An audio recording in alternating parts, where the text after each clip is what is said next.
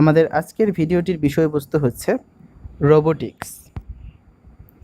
Robotics টেকনোলজির যে শাখায় রোবটের নকশা, গঠন ও কাজ সম্পর্কে আলোচনা করা হয় সেই শাখাকে রোবোটিক্স বলা হয়। রোবোটিক্স শব্দটির উৎপত্তি হয় রোবট শব্দ থেকে। কম্পিউটার নিয়ন্ত্রিত যে মেশিন মানুষের মতো কাজ করতে পারে তাকেই রোবট বলা হয়।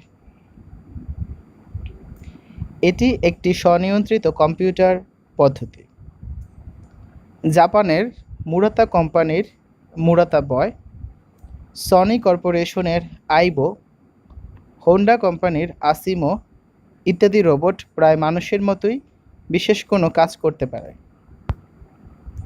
একটি সাধারণ রোবটে নিচের উপাদান বা অংশগুলো থাকে, যথা 1. Power system. সাধারণত লেড অ্যাসিড রিচার্জেবল ব্যাটারি দিয়ে রোবটের পাওয়ার দেওয়া হয়ে থাকে। 2. অ্যাকচুয়েটর।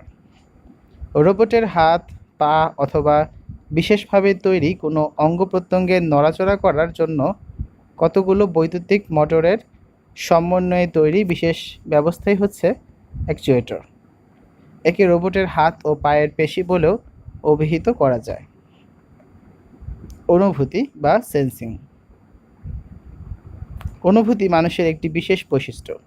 সেন্সরের মাধ্যমে রোবটেও মানুষের মতো অনুভূতি তৈরি করা হয়। 4 নম্বর হচ্ছে ম্যানিপুলেশন বা পরিবর্তন করা।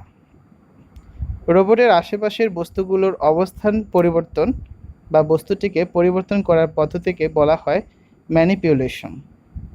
সাধারণত রোবটের হাত পা এই পরিবর্তনের যাবতীয় কাজ করে থাকে। রোবোটিক্সের গুরুত্ব। 1. অতি সূক্ষ্ম কাজ যেমন ইলেকট্রনিক্সের আইসি এবং পিসিবি অর্থাৎ প্রিন্টেড সার্কিট বোর্ড এগুলো বানানোর জন্য রোবট ব্যবহৃত হয়ে থাকে। 2. বিভিন্ন শিল্প কারখানায় জিনিসপত্র ওঠানামা এবং স্থাপনের জন্য রোবট কাজে লাগানো যায়। কলকারখানায় জিনিসপত্র সংযোজন, প্যাকিং এবং জিনিসপত্র পরিবহনের জন্য রোবটের ব্যবহার ফলপ্রসূ। 3. যুদ্ধক্ষেত্রে যুদ্ধযানে ড্রাইভারের বিকল্প হিসেবে রোবটকে ব্যবহার করা যায়। এই সমস্ত রোবট দূর নিয়ন্ত্রিত হওয়ায় যে কোনো মুহূর্তে নিয়ন্ত্রণ করা সম্ভব হয়। 4. চিকিৎসা ক্ষেত্রে সার্জারির কাজেও রোবট সফলভাবে ব্যবহার করা সম্ভব হয়েছে। তো এই ছিল রোবোটিক্স সম্পর্কিত আলোচনা।